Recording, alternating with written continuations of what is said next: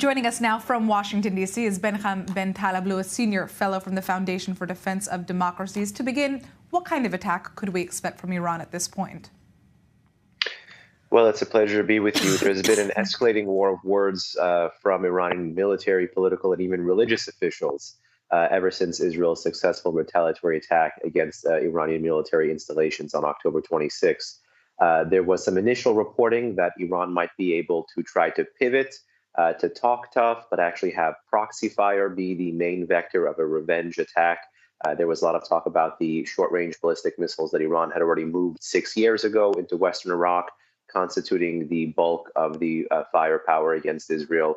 As you know, there was a series of recently intercepted drone attacks from Iraq, the Iran-backed militias there, against Israel as well. In my view, that could be factored in, meaning you could have a multi-front, directional attack against Israel. But the way Iranian leaders, including most recently the supreme leader, have been making it sound is that they are quite keen on escalating again directly from Iranian territory. Unless we forget there's a whole host of other systems of Iran's 3,000 plus ballistic missile inventory that have not been used yet, that are still capable of reaching Israel if fired from Iranian territory. And so the great fear is there could be some combination of a direct ballistic missile attack. One, unfortunately, as you know, all of Iran's medium-range ballistic missiles are capable of carrying a nuclear warhead. So that signals the potential future threats that the regime could pose. That could be married with a shorter-range proxy attack. I mean, how imminent is this Iranian threat, in your opinion? Well, actually, there's two Iranian threats that I want to highlight. There's the imminent kind of land-based attack with precision fire, either from ballistic missiles or drones or cruise missiles from Iran, Iraq, or other proxy-held territory. And that's the latest in this escalating cycle of overt violence between these two countries. But there's also a medium to longer term threat that we have to keep our eyes on in the aftermath of the election.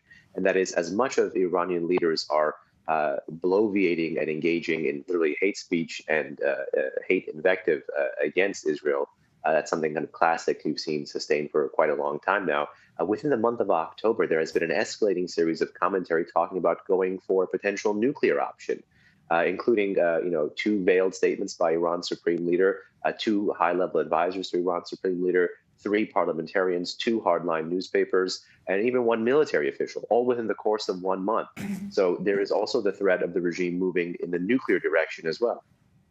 At this point, it appears that Iran's strongest proxy groups like Hezbollah have seen most of their capabilities severely diminished. I mean, do you think that Israel still faces a very serious threat from the axis of resistance? The long-term threat to Israel from the Iran-backed axis of resistance is a political threat, meaning that all of these jurisdictions, Iraq, Syria, Lebanon, Yemen, what have you, are permissive environments for Iran to play on the downtrodden and dispossessed, and to put guns in the hands of people who want to fire at the likes of Israel, America, or someone else. So that's a long-term threat.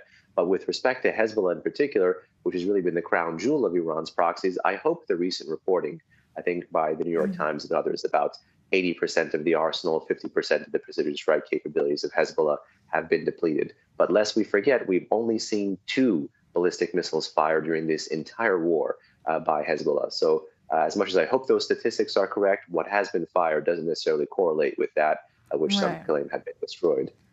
All right, Behnam, I'd like to thank you so much for joining us with your insight.